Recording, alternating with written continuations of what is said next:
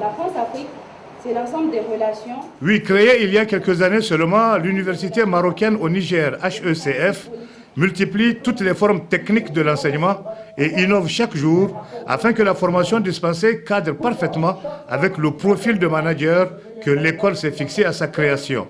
Dans cette optique, HECF a initié des simulations de soutenance de mémoire pour les étudiants de la première année.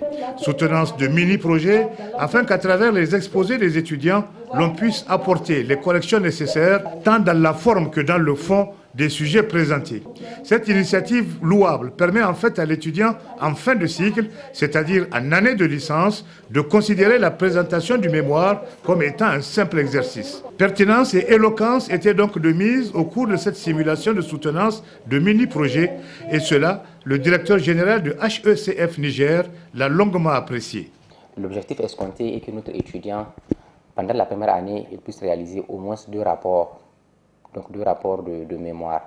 Et ces 2 rapports, il va les soutenir. Nous allons corriger, relever d'abord et corriger les erreurs de forme et le fond également. Et naturellement apporter des recommandations. Ceci dit, la première année, il y aura 2 rapports, la deuxième année 2 rapports, la troisième année 3 rapports.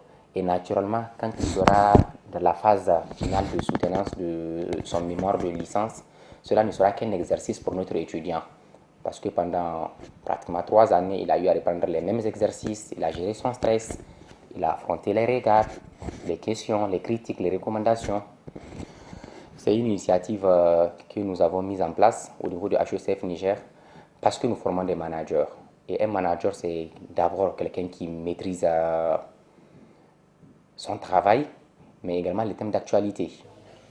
D'ores et déjà, les étudiants ont présenté plusieurs soutenances de mini-projets relativement à l'immigration, la France-Afrique, la crise économique mondiale, l'Assemblée nationale du Niger et son fonctionnement, le système électoral américain ou encore le Nigeria comme puissance africaine, etc.